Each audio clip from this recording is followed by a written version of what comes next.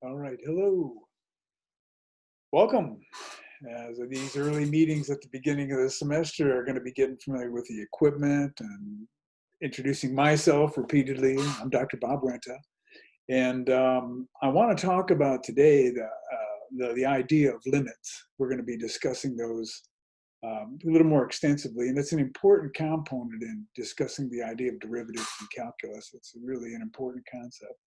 So I want to make sure I go through some things that are related to it. This first lesson, or I'm recording different things at different times. Sometimes I'm going to say it's a first lesson. I think I'm realizing I need to have one before the first lesson I already recorded. So if I say this first lesson and I've already studied another one, just smile and keep going along with it, all right? Anyway, I want to say the first thing is that I hope you're able to get an online account with Macmillan, Sapling account. And let me go now. I'm going to share a screen. I'm going to go to that screen where talking about when you get the account, what the screen should look like. You've got the certain images that are going on here.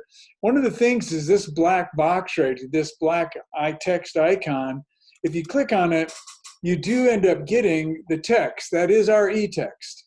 All right, and what I want to show you is a couple things here is that the indicators on the side here, the icons are related to different certain parts of the text and things. And this first icon right here, I made reference to it, is the 3 dots and the 3 lines. If you click on it, it is the table of contents.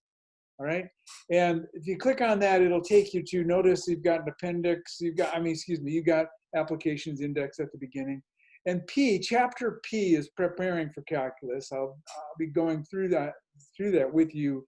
Chapter 1, chapter 2, the derivative, chapter 3, chapter 4, chapter 5.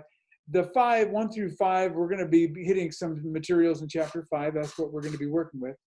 But the idea is I want to talk today about something in chapter 1.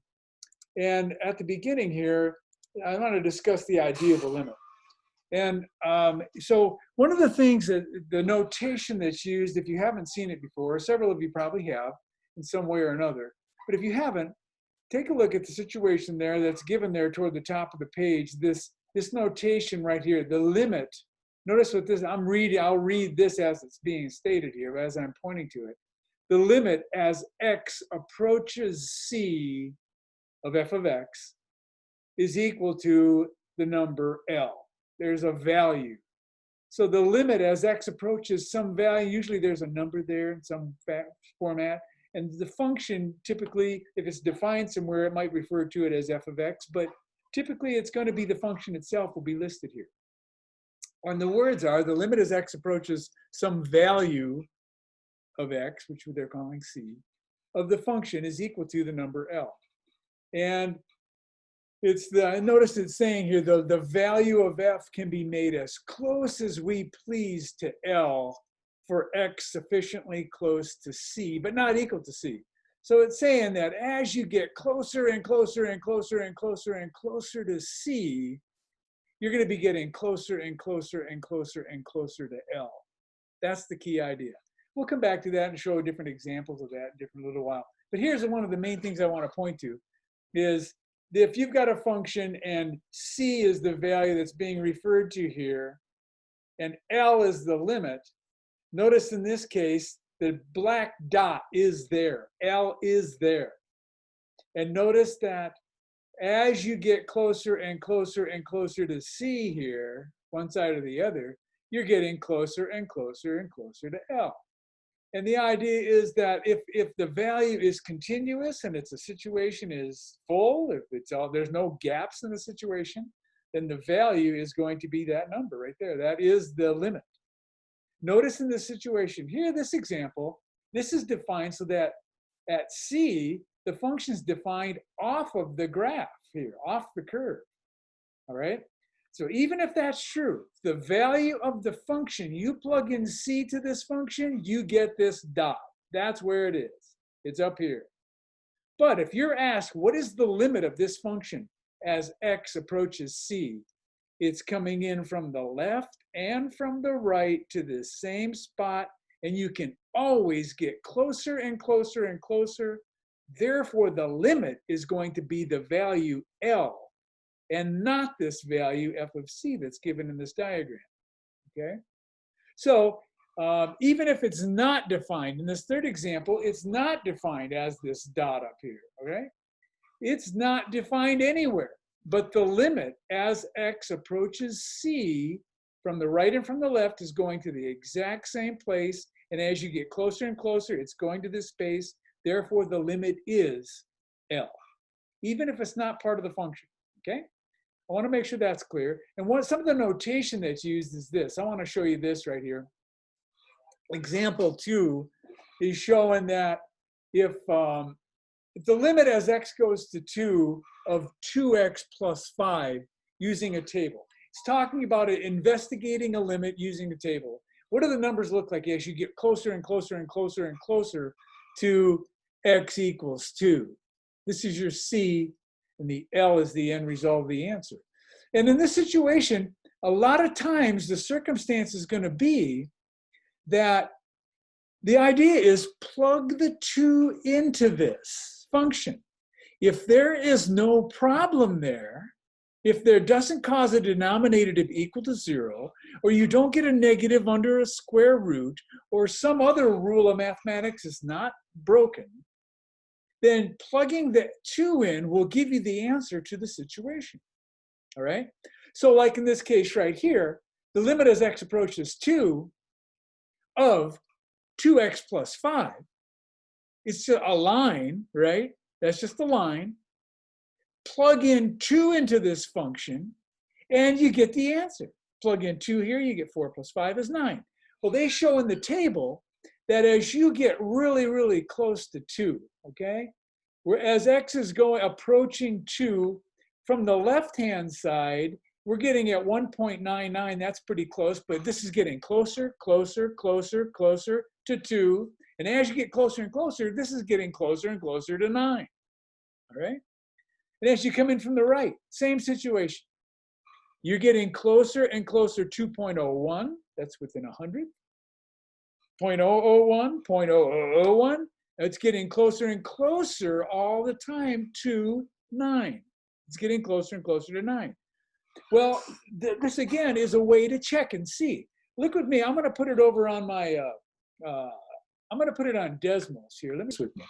Okay, so here's the idea. Okay, one of the things that I wanna note is if you're in Desmos, that if you just type in without the y, you type in 2x plus 5, it gives you the line as though it's y equals 2x plus 5. A graph, I don't have to have that y equals to get that, all right? And now look at what our circumstance was. The problem we had was the limit as x approaches 2 of 2x plus 5, all right? So as x approaches 2, as we get closer and closer, I'm looking at the graph here, and as I zoom in a little bit, if I get closer and closer and closer to 2, you know, as x gets closer to 2, my graph, I'm going up here. X is getting closer to 2. It's getting closer and closer to the 9 that we're now reaching. And also, if you're coming in from the right, as x approaches 2 from the right, then that's indicating that as x approaches 2 from the right, we're also approaching 9. It's got to be going to the exact same place from the right and from the left, okay? So you can see that that's true. And with the line, you can see the answer is 9 at x approaches 2. Sometimes there's going to be circumstances where that won't be the case. But in this case, it is. It should come up briefly here. There we go. I've written the limit as x approaches 2, 2x plus 5. Well, the notation is we're talking about the limit as x approaches 2 from the right, okay? If we have the limit as x approaches 2 from the right, the notation that's used is a plus sign to the right of that 2 of 2x plus 5, okay? That's saying you're coming in from the right-hand side. And that is true. We saw that's approaching 9. And if the limit is as x approaches 2 from the left of 2x plus 5, we also know that that is equal to 9. Both of these need to be the same. And if you know that that's true, then we can say that the limit as x approaches 2 of 2x plus 5 is equal to 9. Both of these have to be true in order for this statement to be true. It's got to come in from the right and from the left. So note the notation here that the 2 from the left and 2 from the right is what we're talking about, okay? Let me go back to the text for a second here, investigating the limit. Here, that notice what it says here is x approaches c from the left. That is sometimes called the left-hand limit, L left, okay? And L sub left. And L sub right is when you come in from the right-hand side, you get the limit that way. So you can use a graph to determine it. You can use a table to determine it. If you can get a visual on the situation, that's better. But I just want you to get familiar with some of the notation that's going to be used. One of the things that you can do in checking it out is go to the problem. And I'm looking at the limit as x goes to 2 of 2x plus 5. And the general rule of thumb is, let's go back to the iPad. And I want you to see that, that if you just plug in, if you can plug in 2 into the function and it's not causing there to be a problem, then check it out. Log limit as x goes to 2 of 2x plus 5. Well, there's no denominator. There's no radical. So if I plug in 2, the answer to this question is going to be 2 times 2 plus 5, which is 4 plus 5, which is 9.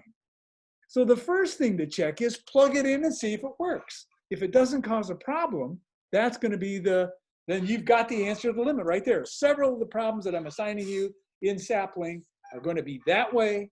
And just ask you to go ahead and plug the value in and determine what the answer is. And if you run into a situation, denominator comes equal to 0, or the radical becomes negative or something underneath the square root or something, then you've got a problem and you've got to approach it differently. But there are several times where it's just going to be plug it in, you'll get your answer, okay? All right, so good. That's it for now. I want to, that's the end of the lesson. I wanted to talk about the text a little bit and about limits. And I'll see you just a little bit downstream in the next lesson, all right?